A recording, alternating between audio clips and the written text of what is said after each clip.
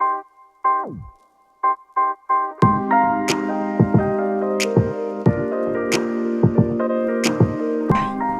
Chris, how are you? I'm great. Thank you for coming along. Thank you for letting me come along to your beautiful house and interview you for the podcast, Finding Your Truth. Just a quick introduction about Chris. I've known Chris for a few years now and I love the work she does, obviously. That's why I'm interviewing her. And she is actually the author of The Magic of the Akashic Records, Understanding Our Soul Journey, which I have read and I love. And it's a great book, especially if you want to learn about the Akashic Records, where I know is still a little bit of a unknown area, so I'm sure you'll elaborate on, for those people that are watching and listening and don't know what the Akashic Records are, we will go into that a little bit as well, just so that people understand what we're talking about. And just a little bit of background, I met Chris when I was going through a really hard time in my life, and she really helped me through that, so thank you. And if you want to hear about it, it's in the first episode, so go back. Oh, really? Yeah. Talk about that then. Yeah, so you were like one of the first people on my list that I really wanted to interview and talk to because of the story that you share, obviously, the wonderful work you're doing and helping people find their own soul purpose, and reading your book and how real and genuine and authentic you are with your personal story as well. Thank you. Cool. So my first question, just to kind of warm up, is, and I'm like, it's a bit of a deep first question, so we'll just dive right in. But it is so this podcast is called Finding Your Truth. So what does finding your truth mean to you? To me, it means being able to live life from a place of peace, from a place of joy, from a place of self-love. To me, it means, listening to that little voice inside and following its directives and living really a soul-inspired life. And it's living a life, from inside and from your intuition, rather than living a life for yourself, rather than living a life for the other people around you. It's not about people pleasing. It's about we've all been there, done that, got the t-shirt, but it's about realising that when you are true to yourself, it's actually not only for your highest good, but it's for the highest good of everyone around you, even though at times, they can't always see it. It's about living a life of authenticity, of integrity, of honesty. And I feel like I have almost got to that point, but as we know, there's always areas. It's been interesting preparing for this, actually, thinking about it, because I've thought, it's made me sort of think, oh God, where am I not in alignment? What do I still have to work on? But I have to say, I feel like I've come a hell of a long way. Like when I look back at my childhood, and it was a happy childhood, but I felt like I really shut a lot of myself down, and a lot of children of my generation, that's what you did. My parents weren't brutal, like they were kind and loving, but you sort of had to, you became a person that you felt you had to be to feel loved, and what often happens is by the time you reach adulthood, like the gap between who you really are and who you've become to please all the people around you is huge, and that usually leads to, low self-esteem, and so I probably answered the question. That's a great question. Oh, that's a great answer, sorry. But to me, it's about also living your passion and doing what lifts you up, what excites you, and doing what brings you joy, really, and not sort of worrying about anyone else's agendas or what anyone else sort of feels or thinks, but it's about honouring yourself. Amen to that. Thank you for such a great answer. I think so I can use, actually, I'm glad I recorded that. I can just use that answer as a synopsis on what my whole podcast and what the show is all about. Really? I agree with everything. Yeah, it's awesome. So the next question is kind of the big meaty question, and that's really, please tell us about your personal journey and how you got today to where you are today, and that process of you finding your truth. And please start at the start. I mean, you talked about your childhood, wherever you want to. I might start with saying, like, just with where I am now. Yeah. So perfect. Where I am now is I work for myself. Mm-hmm. I do work I love. Mm. I do work that lifts me up, that I feel passionate about. I access something called the Akashic Records, which is the energetic record of every thought, feeling, experience we've ever had as souls on earth. So I can go back to past lifetimes, and I can see the potentials for current lifetimes and future lifetimes, and I pass on this information. So it's really, what I do for a job is I pass on the truth of the soul. So the energy I work in is just always about truth. It's always about, the real truth for different people, and I can see, people who've lived lives with different patterns of, a lot of us, and I know I'm one of these people who've had many, many lifetimes where I haven't, that haven't gone according to plan. I have, been too scared to speak up. As I say this, I've got a sore throat this morning. And it's interesting because I think it's, my cellular memory remembering, all the lifetimes I've been on earth a long time, and I've had many lifetimes where I've been killed for, it's been dangerous to be me and to speak up and be truthful about what I really feel. So I think I'm hoping is after the podcast the sore throat will go. So I pass on information to people, but I'm in a place, the job I do is fantastic. It's sort of counselling, it's sort of coaching, but I also teach people how to access the Akashic Records themselves, because people can do it, it's easy. And they can get their own soul information, they can pass on soul information to other people, they can use the tools to heal themselves and for all sorts of other ways. So to enhance creativity. So it's a wonderful thing. So I teach people. I'm also a writer, as Mereana showed you the book. I've got another one I'm wanting, I'm planning to start quite soon. And it's sort of got everything, if I could have chosen when I was younger, the work I wanted to do, it's got everything I love in it. It's got a bit of history in it. When I was in my teenager 20s, I did a master's degree in history. At the time I thought it was because I was going to become a history teacher, and I did for a while, but it's so helpful now. And so looking back over my life, like, I just feel, and I know there's been a lot of guidance there, and there's little things that have happened, but now sort of starting to make sense. So going back to the start, like I was born sort of I've got a twin sister, in quite a large family.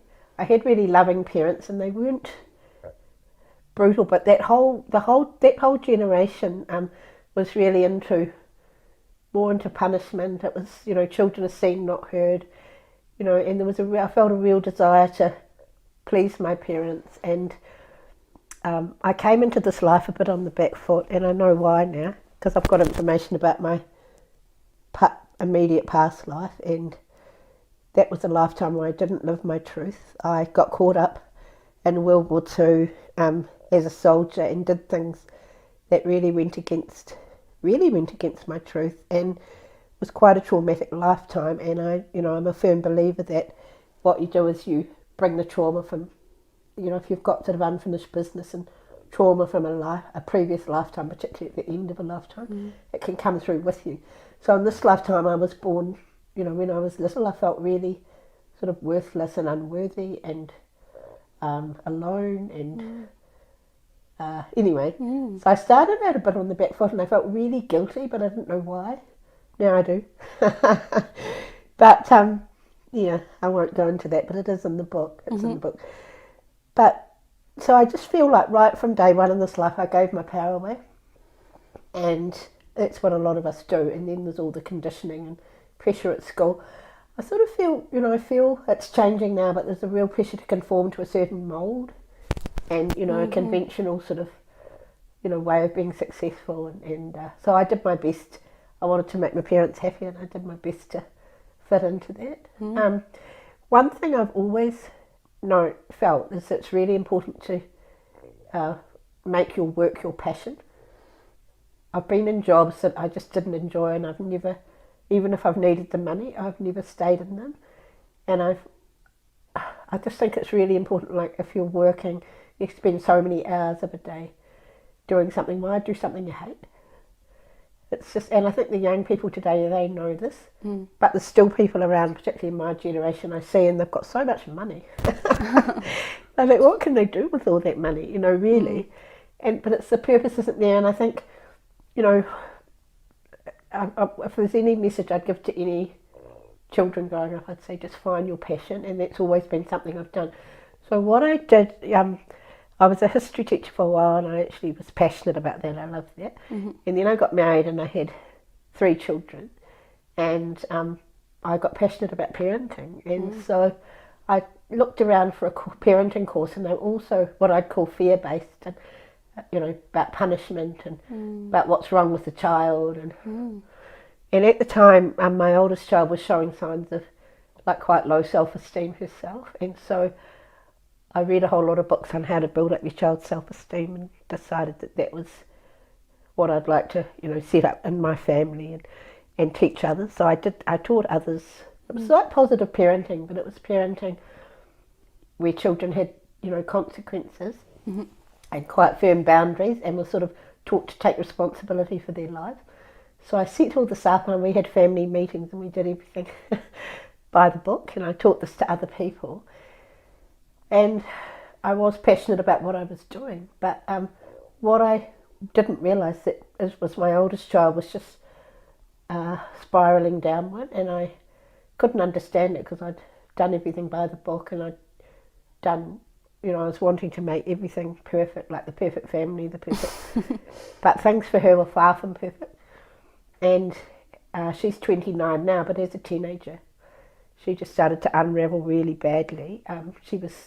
She had a really traumatic incident happen when she was 16, and after that she just got severely depressed, and so I tried to act like it wasn't happening, and I wasn't living my truth then because I was sort of ignoring the reality, but it was just too painful to really face, and but she wasn't well. And so what happened then was she finished school, and we all thought, oh, that's great, you know, she was going off to Canterbury University and things would come right, but they didn't. They got a lot worse, and the week after finishing school she ended up in psychiatric care because she'd had 2 suicide attempts, and she's actually still pretty unwell at times, and it's been 11 years now. But through that experience, you know, in a way, like, it's been really horrendous because she's had a lot of suicide attempts and self-harming episodes, and, you know, she's been in intensive care like 5 times now. But she always comes through. So it was like being in that situation was probably the worst thing I feel that I could have happened to me. Like I never could have imagined. I didn't see it coming. It was a huge shock, and so it sort of jolted me out of the place I was in, and you know, in a funny sort of way, it's made me really face up to my truth and find my truth a lot faster. Like, it led me to the Akashic Records because I felt that there was something much bigger at play, like with my daughter. And I remembered when she was a baby and she was first born, and I held her and I looked into her eyes, and she just looked absolutely terrified, and I don't want to be here. You know, and it's like she almost knew she was going to have this difficult life, and it was like, it's too late, like, and she looked terrified, and she did struggle, you know, as a small child, and she's very sensitive, and, you know, and it's hard, as people that are parents will know, like seeing your child suffer, like, it's the worst thing for a parent. Well, yeah, and I have done that with her, and it is hard. So, yeah, those experiences are sort of really a big wake-up call, and that's how I found the Akashic Records. So I talk about going from tragic to magic, and I feel like I have gone to tragic to magic. I knew that I felt like there was a soul reason for why she was. Like, I knew things had happened, but nothing to explain the severity of her illness. And so I'd heard of the Akashic Records, which, did I define those? You did. I did at the start. You did. Yeah, so I thought, God, if I could access those, you know, and get this information, I'd be able to. So what I did was, I I found a way to access them and got all this information, and it did help me. And then I started giving readings for people, and I realised, that the energy of the Akashic Records was actually lifting me up and helping me, and it didn't only just help me understand the bigger picture of what was going on, it helped lift me out of the drama. And so the energy of the Akashic Records is, I could talk about that a wee bit later, but it's the energy of the fifth dimension. It's much higher. And that energy, you have to be truthful, you have to be honest, you have to be authentic. And so for the last 6 years, I've been in that energy a lot, and I've changed a lot. Yeah. The other thing is, when you've got a child who is really seriously ill like that as a teenager, they're pointing the finger at the parents.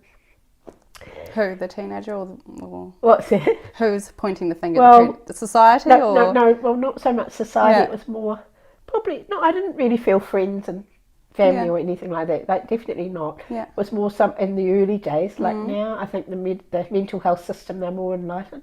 But in the early days, it was definitely counsellors, and it was definitely like when she first got unwell.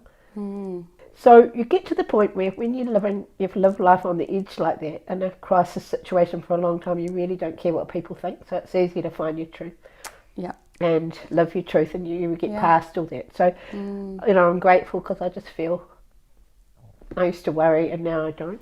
So that's been quite liberating. It is, isn't it? So please tell us a little bit more about the Akashic Records, and you've given us some insight into what they are, but if you want to just elaborate a bit more for those of us that haven't ever even heard the word Akashic Records, what they are and they're what like they do. A soul record and a soul library, but their energy. Like, where is it? It's a bit hard to explain. But because they're not like third dimensional heavy old energies, they're in this new energy, and the new energy has been coming in like increasingly since it sort of started in 1987. There's something called the harmonic convergence, and then Google that. Since the 21st of December 2012, it's been coming in huge, and it's really changing the world, this energy. Like you can see the people are more compassionate. Like you can look, like now in the world we can know everything that's going on anywhere, at the time. But and there are some things that are dark things that are happening. Yeah, some dark things. But in the past we didn't hear about them, and that the higher vibration, the light is actually winning. Now the Akashic Records, I love the fact that I can open my Akashic Record, I can get day-to-day guidance, I can ask questions, I can do some healing for myself, I can release old emotions, I can get the big picture of, I love all that. But the thing I love most is the energy. And it was this energy that was healing, that was nurturing, that was loving, that really lifted me out of quite a dark place when I was having to grapple with my daughter's illness. She ended up being in the psychiatric hospital, sort of locked up for, I think it was at least 3 years to save her life. And now she's glad that we did it, but at the time, it was traumatic as well. Like when she first got ill in 2007, like they had straitjackets, electric shock treatment. She's actually had all that. But I mean, I've been into her Akashic Record. She's not really that into all this, but she has given me permission. You need people's permission. Okay. And I've seen that that's actually part of her path. And, her potential's huge, if she gets through this to help. The thing about human life is that we've got free choice. So, and I know that I've had lots of lives where I've had these great plans and they've never come to fruition. But if you do follow your truth, they're more likely to, and that's the thing. But so back to the Akashic Records, it's really this energy, and it's energy that responds to intention. So if you go into the Akashic Records, into this higher vibration energy with a question or a thought, it's really, really powerful. So what I do a lot with people is facilitate healing as well. And I'm just getting into physical healing, because the body carries a lot of the same high vibration energy. Like our body wisdom is that same vibration. And in our DNA, this part of our DNA is also that same vibration. And I call it quantum energy. And quantum energy, it's quite sociable, and it likes other quantum energy. So it sort of all works together for the highest good. And I'm just sort of getting into this now. So you know, the Akashic Records, it's not just about getting information. But with me, like, it has, I have to be true to myself really now, because I'm in the soul space. And when you're in that soul space, your soul won't sort of let you do anything else. But what I like about passing soul information on to people is you know, what I'm doing is I'm telling the truth of their soul to them. So if you've got a complete stranger who you've never met, sort of saying, well, this is your what I can see is your life purpose and why you're here, and it really resonates, and you think, God, I've always, since I was, you know, really little, I've always wanted to do that. You know, it's great confirmation, and I just feel it's a real gift for people, because then they can get more in line with the truth of who they are. There's so many things in the world that take off course with their truth, and there's so many people living, you know, I think the reason people that don't live their truth are people that really don't love themselves. And if you want to live a life in alignment and with your truth, the place to start is really with self-love. And that can be a long journey. And it's a journey most of us are on as human beings.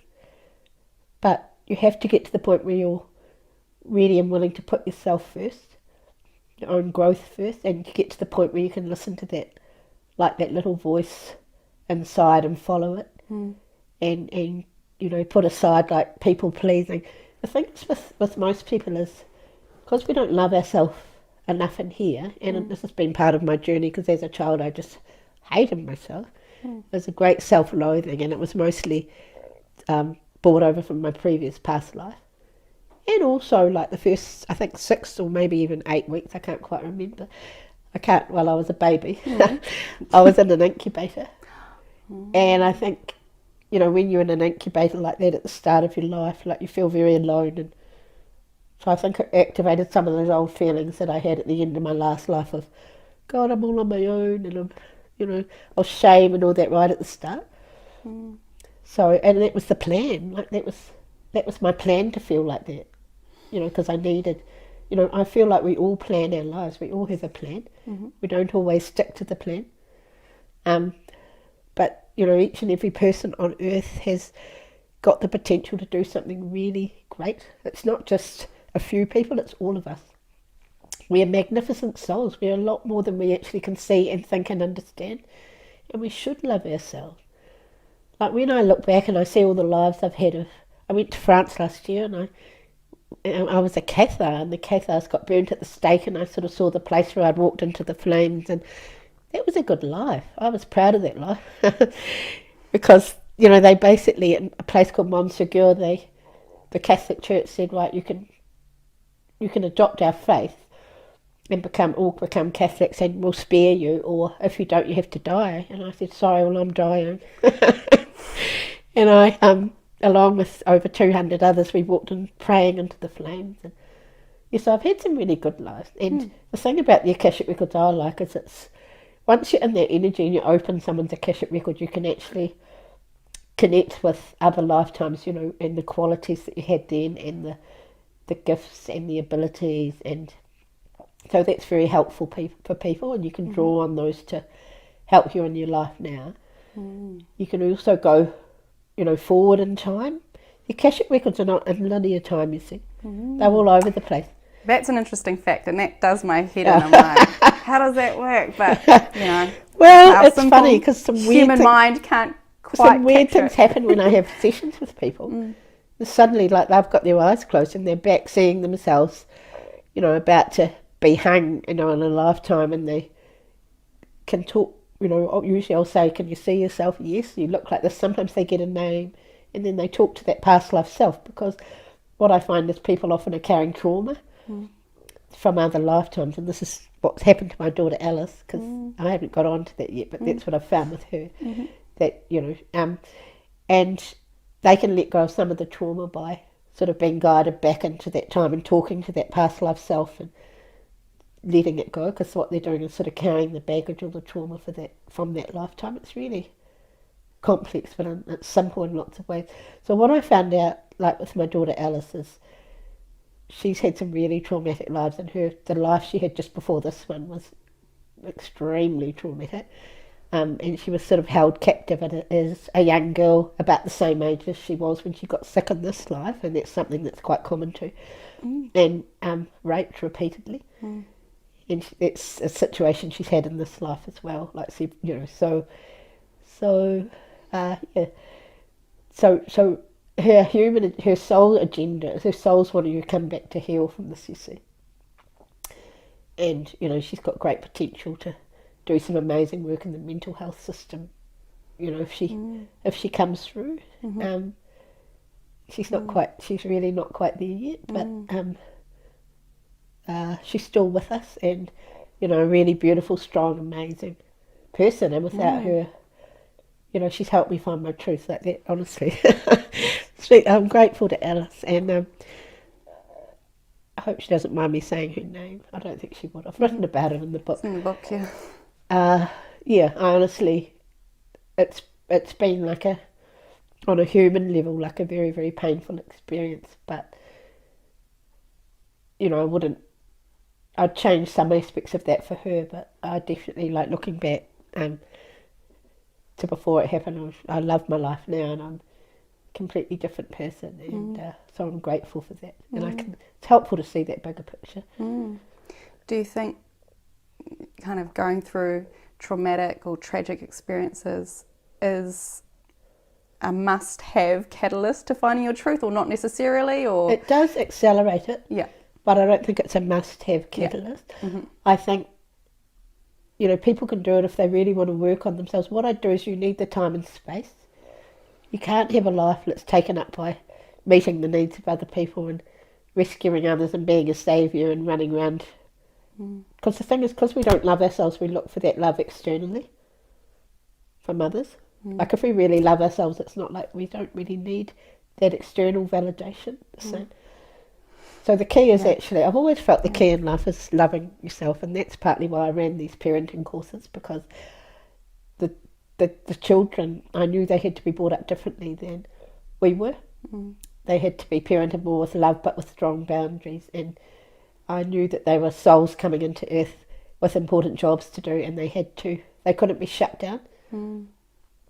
Because if you shut down, you lose sight of the truth, but if you opened up, so I just felt it was really a parenting course to give parents tools to help, their children remember who they were, remember who they are, do what they came to do, open up, so that was the idea behind it, really. And it must have been an added, I guess, complication for you to think, I'm doing this parenting course and my daughter's... that was hard. Yeah. It was only sort of 2007. Like, I started the courses in 1999, so it was sort of from about 2006, 2007. But I did find it increasingly hard, because I didn't feel I was I'd felt a wee bit out of integrity, like teaching parents, and my daughter just had another suicide attempt. So I sort of slowly got out of it. I ended up by teaching in the prisons, which I could be myself there, and I wouldn't tell all the details there, but I could sort of be open there, and the inmates. Why is that? Did you feel the people are so real in prison. The prison inmates are so real. Like, it's almost like they've had everything stripped away, and they're authentic. Like, if you want people that are truthful, I won't use the word integrity for all of it, but they've suffered, and it's a sad thing but for humanity, it's almost like you shouldn't have to suffer to find your truth. And I think in the future, hopefully, we won't have to. But it's one good thing about this higher vibration energy that's coming in. Like, it's taking the planet beyond suffering, and that's what I want to call my next book, because at the moment there's still a lot of suffering, but we've been in this humanity's been in this paradigm where we've felt, we have to suffer. We've got this belief that's part of and it doesn't need to be anymore. And this higher energy is taking us out of, fear, hate, where we have to kill and hurt each other. But as is always the way with the transitional period, it's 2 steps forward, 1 back, and it's always a bit chaotic. So we're in that sort of chaos at the moment. And you know, the earth is, we're just letting the old energy of the past go. So we're all in that personal process. And Alice is a soul who has got huge trauma. She hasn't wanted to come back to this planet, but she's come back to do it. And, you know, she's had wave after wave. She's letting go, but she's actually also doing it for humanity as well. Because there are souls on earth who've agreed to, it's almost like they choose to suffer to every time they let go a layer of trauma, or, you know, they're doing it for others around them as well, maybe their family and also other people. So we're all on earth on purpose at the moment. We've all got a job to do, you know, and the thing is, I think, you know, deep down we actually know what it is. Yeah. And the thing is to, but in modern life there's so many distractions, and, you know, I think addictions, like the things that will stop you finding your truth, are a lot of people just settle for second best, and they just stop listening to that inner voice, and they think, oh well, I'm lucky and I've got a job. They justify it, and they're not really living their best life. And, you know, they think, I've got a lot of friends because I'm turning 60 next month. Bit scary. But I feel like my 60s are going to be a lot better than the 50s have been have been an interesting decade, so I'm really excited about them. But it's like they're sort of battening down the hatches, and they've worked hard all their lives, and it's like when you magically get to 65 you can sit and relax. But I don't know what they're going to do. I don't know. I just think in life you can't delay. Like, you can't put off joy, you can't put off passion, you can't think, oh, when I get to this age, or, you know, you've got to have it every day and every minute of the day. Yeah. Or life's not worth living. And your generation know that. You know, and I'm really excited about the millennials, because younger than me, by the way. Oh, you look like one to me.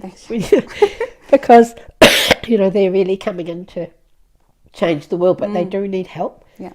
And a lot of them are falling by the wayside with prescription drug addictions. And, you know, one thing that worries me about Alice is the amount of medication they put her on. But when you go, and I don't think it's helped her much at all, but when you go into a psychiatric care, that's just still what happens. And just drug out. But I think when children are born, like little babies, they know their truth. They know why they're here. They have a clear vision. Deep down they know, and it's just helping children not lose sight of it, and to try to, it's hard as a parent, but just to guide them and try not to pigeonhole them. Or it's difficult because, you know, you've got more life experience and you're here to sort of guide and teach, but what we have to realise is that these souls that have come into Earth since 1987 are different, and particularly since 2000 are different. They're wired differently. They're on a different mission.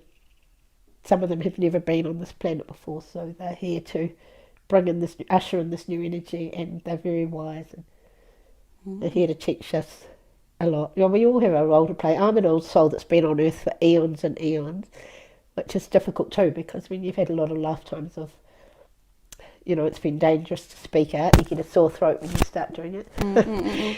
Or, you know, all those experiences. But I think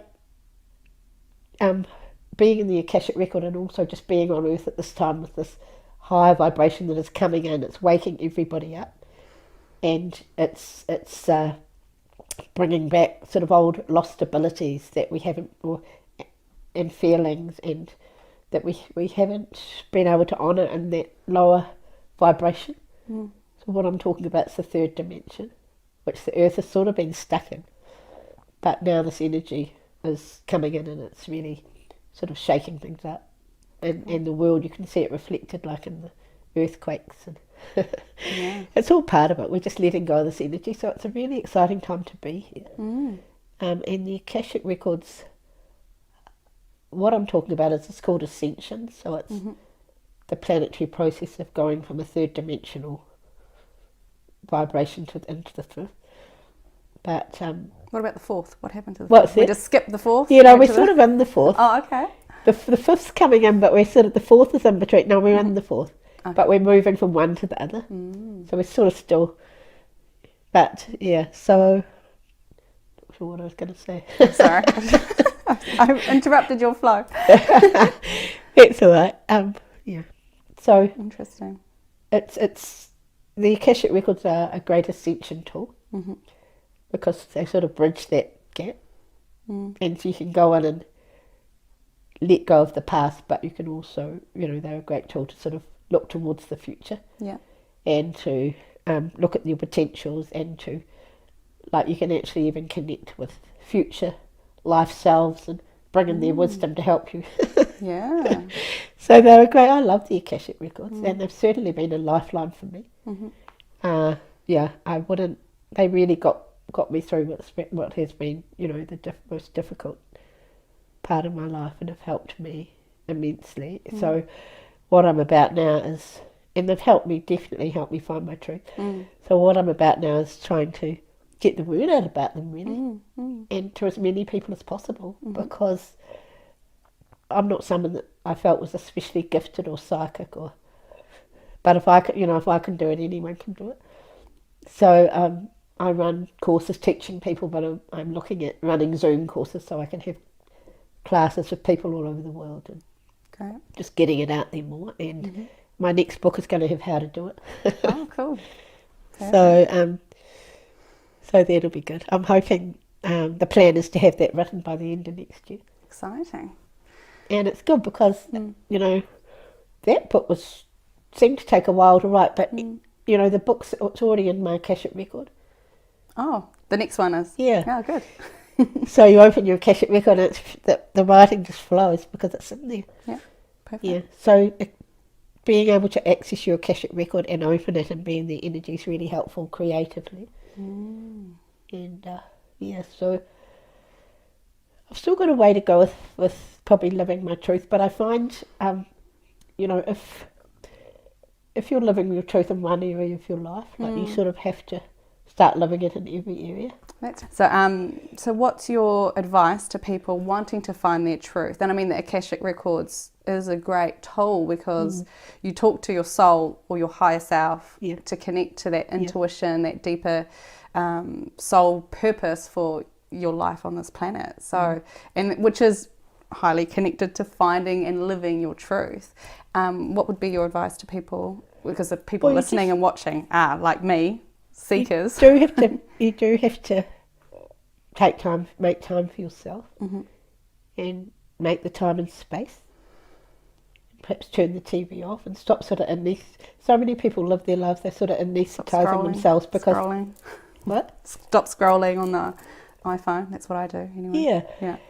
And they're sort of, there's all this pain, so to numb the pain, they get into sort of addictive behaviours. And the thing is to listen to that little inner voice, but you need to make the time and the space to, and as you listen more to it, it will strengthen the relationship. So it's different for everybody. Like, I'd love to be able to teach the whole world how to open the Akashic record and use them, but it's not for everybody. So for some people it might be like going to church, or it might be meditating, or it might be doing yoga, or it might be singing, and it's just something that sort of sings to your heart, and that's just for you. The thing is to think, what makes me joyful, what am I passionate about, and pursue that. What makes me happy, and not worry about everybody around you so much, but know that it's going to help everybody around you to live your life in that way.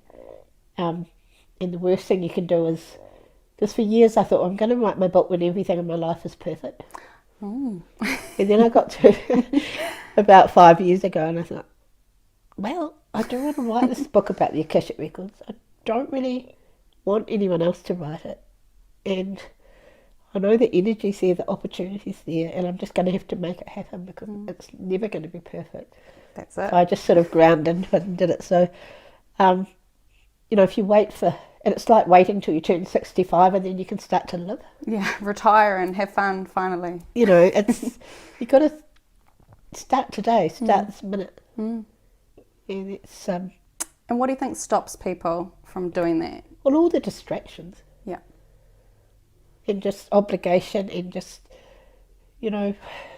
having to responsibilities to other people, but also other people perhaps draining their energy, and it's so important to have strong boundaries. It's something I've had to learn. Yeah. In my work, I'm still learning that. But yeah, so the more you are true to yourself, the easier it gets. But I think just that giving yourself time and just the learning to love yourself. I think that's the very first thing. So self-awareness, self-love, self-understanding is a strong foundation for finding your truth. And really, you have to build the house on strong foundation. They can't be shaky. So I think self-love, self-acceptance is the pillars of that.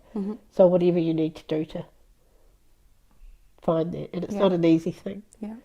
But I think all those things that are terrifying, that are scary, just do them. All the things your soul's saying, giving you a push, just do it. And you'll just gain momentum. And the more people out there that are living their truth, the more are going to be inspired by it, and it's just going to gain momentum. Exactly. And I think it's important, because if you're living your truth, it's much, much easier to honour your heart, to honour your soul, to honour that inner voice, and do the work that you came here to do. And we've all got we're all here on purpose. As I said, we're all here with something special to do, and it's about not putting too much pressure on yourself, but making it possible to do that. And for me, I've had probably hundreds, if not thousands, of lifetimes of letting others manipulate me, control me. It's helpful being able to go back and seeing some of these lifetimes and not standing up for what I believe in. And I regret that, but it was difficult in that third dimensional energy. It was the energy that sort of shut you down. But we're in a different world now. This energy is beautiful. It's just coming in. It's supportive. I'm not going to get burnt at the stake or hung. And so it's still not easy all the time to take those steps, but it's much easier than it used to be. And coming in behind, like my generation, who in a way have sort of had to be the pioneers and push for some of these things, are younger people, these beautiful young indigos, rainbow children, who, in the millennial generation, who are going to give it impetus and pick up the baton and push humanity over the line to a completely different world. So it's really, really, really exciting. Very cool. So I'm really happy that I've got to this point after many lifetimes, and I'm playing my part, and I do feel like I'm being definitely true to myself with my work. It's what I'm here to do. It makes total sense to me. I understand now why I ran parenting courses for years and learned how to run workshops, and all those nights of putting the trestles away when everyone had gone, and washing the coffee cup have been worth it. I can see the bigger picture of why I chose to have Alice, my children, and particularly my oldest daughter, why she chose me. Like, it's absolutely, on a soul level, absolutely perfect. And so I'm looking forward to decided I'm going to live till I'm at least 90. Nice. So I've got another 30. And I'm not going to be retiring at 65. I'm going to be, because when you're doing soul work that you love, you don't actually retire. You keep going. So I've got some more books in me, and I just want to get the word out there and do all I can in my own way to help people live their truth. Beautiful. Absolutely. It's a great purpose to have, I believe, in my opinion. It's the only way to live. Yeah. But what do you think is our purpose in this lifetime as humans on Earth? What do you think is our purpose? Actually, to live and breathe our truth. To do what we came to do. We can't take the world into this new paradigm without it, and not everyone will do that, but the energy that's coming in, it's making it increasingly harder to act out of integrity, like we can see. like all the lies, the deceit, some of the old practices that have gone on and on and on, you know, in the past, the Me Too movement. There's nowhere to hide anymore. And so if that's happening on a world scale, it's happening for every individual. Yep. And I know that particularly this year and the last few months, it's like anything, all of us personally, like anything, any way that we're not living our life honestly and in integrity and in alignment is being like, you know, and it's in our face. Yeah. And I know people are struggling this year, but it's all part of this bigger plan to release all the old stuff that's not serving us. And so whether you like it or not, whether you're on a sort of professed spiritual path or believe in the Akashic Records, it is happening. Yeah. So it's happening to every single person. Yeah. And there's going to be more things, more sort of dishonesty, sort of stuff that's happened in the past. I think that's going to be exposed. So it's just happening at the right time. But I've seen it. and you know, the millennials, I love talking about them, and the generations after them are not going to put up with. Should I say the word bullshit? You can. They're not going to put up with it. They aren't. They've got huge bullshit detectors. You know, I think I've got quite a big one now, bigger than it used to be, and it's just not. You can't play following those rules anymore. You can't play that game anymore. Yeah. So it's interesting. It is interesting, but did that answer the question? Yes. I love it. So I think, you know, that's great that you're doing these podcasts because it's been good for me because it's made me sort of look at my life and reflect and it's the only way to go. We have to live our truth and we're getting forced into it whether we like it or not. Yeah. And today, what's your practice? How do you speak your truth? Or my podcast is called Finding Your Truth because I personally had to take a step back and go, as a chronic people pleaser, what is it? I didn't even know what it was, you know, so at the start of the start. But how do you personally practice finding your truth or speaking your truth? Is there anything that you do? Or? Well, I have noticed, like I've got a lot more honest with people. Like I used to be somebody, like when I was a child, I never said what I really thought. I was too scared to. Yeah. And I had a twin sister that was sort of more extrovert and she used to speak for me. And even at our 21st, I was thinking I'd make a speech, but she made it before. So that was my thing. It was always, and it was sort of quite comforting to have her because, however, I found my voice as an adult and that's been part of my journey. And it is harder sometimes to be really honest. It's easy to be honest with people you don't know, but it's harder to be honest with like the close family and friends that have known you all your life. But I'm getting much better at that. And why do you think that is? That it's harder to be really truthful with your... Oh, it's just because they know you. They've known you your whole life. And I do feel like I have changed. Yeah. Yeah. But now there's certain things, like if I gossip now or act out of integrity in any way in terms of relationships, my body gets sore or, you know, I feel it in my body. I get sick. Yeah. I can't do it anymore. Yeah. And so you have to be honest and speak up and you know, you can do it with love. And I think you just have to remember it is for the highest good of everybody around you at the same time. And, you know, speaking your truth sort of gives other people the permission to do it too. So it's a bit like it's sort of like a snowball effect. So yeah, I've always, I remember as a child sort of saying the obvious things I wasn't allowed to say. And getting into trouble sometimes when I did open up. Yeah. I remember once I repeated something my mother said about the next door neighbour to the neighbour. But it was, I know, and I wasn't really meant to say it because I think children are a bit like that. And I got told off. But then I learnt to sort of shut down and there were certain things she said to people and other things she didn't. But now I've sort of come back to being like that little child again. What the hell? The truth. Yeah, I know. So you can do it, I think, without putting people. You can do it in a kind way. Yeah, I think. Yeah. Yeah. So I think, like even with my daughter, like for years we were. I don't know if she'll listen to this, but we were scared to really say how we really felt, or it's sad. It's really hard when you've got someone that's teetering on the brink of life and death and suicidal to speak your truth, because you feel like if you do, you might upset the balance. But then if that does happen and they do kill themselves, obviously it's never your fault. But I've got to the point now where I'm really honest with her, but in a loving way. Yeah.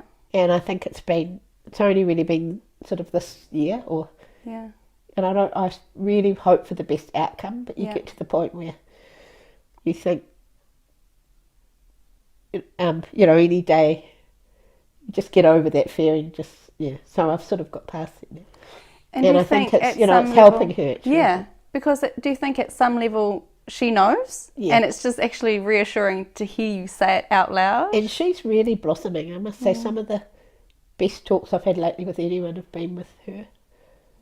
So she's an amazing, amazing soul, and there's so much wisdom there. And she is finding herself, but it is hard, when you've been sort of out of life for 10 years and you're, still heavily medicated and disconnected from, but anyway. Yeah. It's how I know there's a higher purpose and a plan, and I just trust that. Yeah. For people too, with finding their truth and just living their lives and their purpose, if you realise that you're not alone, like people have their own spiritual beliefs, but sometimes people think they're absolutely on their own and they're actually not. Because I believe anyway that there's this huge support in spirit, particularly at this time on earth for us. We do have to ask for help, but we're never alone, and we're getting a lot of assistance, and it's if there was any time to take that step of leap of faith, it's actually now. Actually now. Yeah. I've had times Do it. What? Do it. I've been terrified about, when my book came out, I was terrified because it had so much raw honesty. That's what I loved about it. That's my favourite part of reading your book. That's what I loved. I was wow, it's such genuine, honest, and when you hear someone come from that just authentic place of honesty, I'm all ears. I'm listening then, you know what I mean? So, it's beautiful. Well, I didn't hold anything back. No. I listened to this lady and talk about writing books, an English lady, and she said, just put your heart on the plate, do not. And I thought, well, I'm going to have to do that. So I did have to get permission from people to tell their stories, and my daughter and my children, but they all gave permission, and I haven't had any. I was terrified. I wrote the book and no one had read it, and it was 2 days before the launch. And I had this friend who has written a lot of books herself and is a really good speaker. Yeah. And she was going to launch it and speak, and she said, oh, I haven't actually read the book, could you give me a copy? And I was like, and at the time I had one copy, and I was taking it everywhere with me, in the supermarket, it was in the trolley, it was the one. Your baby. And she, I thought, oh God. So she said, I'm going away for 2 days, I can read it. So I went down, I met her in the car and I handed it over. Anyway, she loved it, luckily. And so, and I'm really glad I wrote that. It did help me to write it. It was quite cathartic. The next book's going to be very different, because I've learnt so much more about the Akashic Records since I wrote that first one. But it's actually helping people too. So it's so gratifying. I get emails from people who say it's helping. It's helping them. It's helped me. Yeah. So I'll never. So I had people telling me not to write the book because you never make money from writing. But it wasn't about making money. And I think that's the thing. There was this voice. I've always wanted to be a writer, and I honoured that. And so, and a lot of great things have happened as a result. So that's probably what I want to tell people, is just to go ahead and do it. Great. We can actually manipulate time, I've discovered. Yeah. Because if you need extra time, you can just, if you're in the Akashic Records, you could stretch it out. No, I won't. I might write about this in book 3. So we're not actually, the world's not exactly as we think. Because you know how we think, I haven't got time. But sometimes you can, do quite magical things with time. Particularly if the Akashic Records are open. So, Awesome. And so my last question is, how can people connect with you? You know, if they're keen to do your courses, which I've done the course, which is amazing. They want to do your courses, read your book. What's the best way for them to connect with you or find you online? Oh, okay. So I've got a website. The website's www.akashicreadingsnz.com. So I'll put all this in the show notes as well. Yeah, so that's the website. Yep. I've got an you can contact me by email, and Email's I've got the a best Facebook. I've got a Facebook page called The Magic of the Akashic Records. Perfect. And people can like that page, and then they can message me. I put a lot of stuff on there, the sort of interest and relevance to what I've been talking about today. Yeah. So I think on my website it's got how to contact me. Like Great. it's even got my phone number and stuff like that. So I'm quite easy to find. Great. Yeah. I just want to take this time to say thank you so much for your time today and sharing with me and sharing with our listeners. And I really appreciate the work you do, and it's amazing. So thank you. So thanks for this opportunity. Thank you. And you're somebody that's just following that inner prompting. Yeah, trying to. You don't know where it's going to lead. Don't know. Just and listening. that's the exciting thing. Yeah. Like you just, and that's more and more, that's how I live my life now. Yeah. Like sometimes I'll do things, I don't know why the hell I'm doing them, but there's always like someone to meet or... Yeah. And it's actually a great way to live. Yeah, it's liberating. It's scary. I've, doing this whole podcast thing, it's quite scary for me, but I'm doing it. I know. I feel the fear. Yeah. And do it anyway. Yeah, so thank you so much. It's been lovely having this Chris. time with you. Cool. And it's I'm really grateful for the opportunity. Oh, thank you. It's a beautiful soul here. Oh, thank you. Awesome.